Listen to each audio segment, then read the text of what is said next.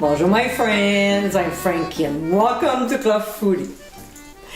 Pretty soon, barbecue season will start and we'll be either grilling or making lighter recipes. While the weather is still cool outside, I like to cook dishes that simmer for hours. It brings such a beautiful aroma to the house.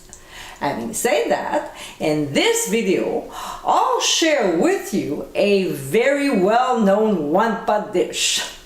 In today's episode, I'll show you how to make my version of Hungarian goulash. This recipe is packed with flavors from the spices.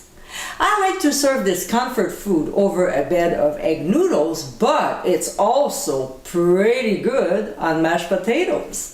You should definitely try this recipe before the weather warms up outside. So my friends, let's get cooking. The first step is we'll combine flour with hot paprika. We'll mix it well and we'll transfer it in a sieve so we can coat the beef cubes with.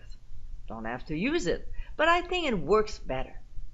Then when we're done, we'll set aside.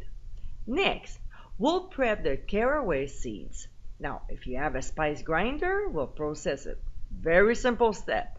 Otherwise, if you don't have one, then you'll have to use a mortar and pestle. It's important to do our mise en place before to start cooking. It's less stressful. For those of you who are not familiar with this term, it means get everything ready. Have all your produce and meat chopped, all the ingredients and spices measured, so there's no panic attack after you start cooking, all right? Now, let's move on to the stove.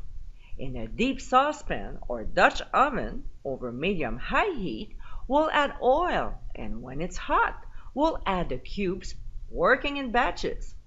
We'll saute until they just start to brown, about 2 minutes, that's all. Then we'll use a slotted spoon to remove them and transfer into a bowl while we continue cooking the remaining cubes.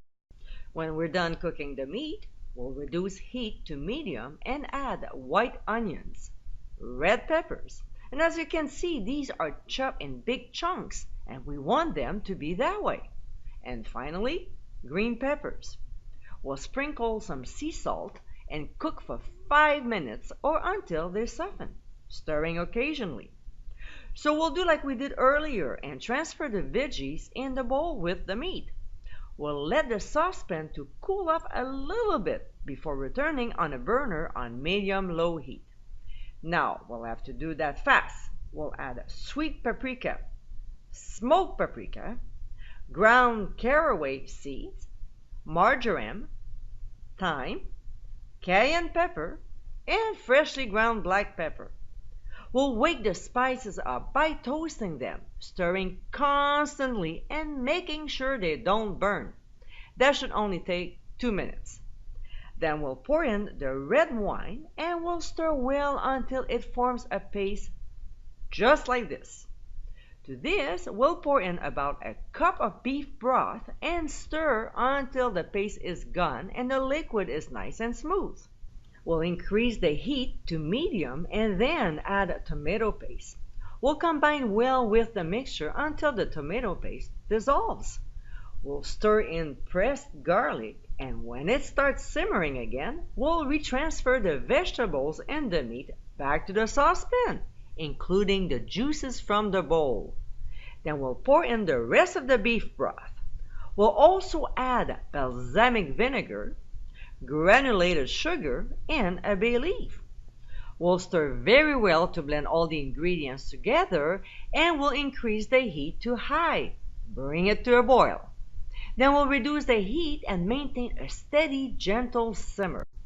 We'll let it go, uncover, and cook for 1.5 to 2 hours, stirring occasionally. Now, during cooking, I like to skim off the fat on top, but it's only a personal preference. You can leave it if you want. All right, so 1.5 hours later, the meat at this point should be tender, and if not, cook for another 15 minutes. So what we'll do is to increase the heat to medium and cook the sauce down for half an hour. We'll also taste and add some salt or pepper if it needs some. Half an hour later, you should have a nice thick sauce. And of course, we'll remove the bay leaf before serving. So if you use egg noodles or mashed potatoes, we'll ladle the goulash over, then garnish with a couple dollops of sour cream and finish it by sprinkling some fresh chopped parsley. Voila! This, my friends, is our Hungarian goulash. This is an incredible comfort food. With all the spices, this European stew is so tasty and flavorful. This is a meal that you have to add to your favorites because your whole family will enjoy it. I hope you give it a try soon and be sure to visit clubfoodie.com for ingredient amounts and more info. Until next time, my friends, bon appétit!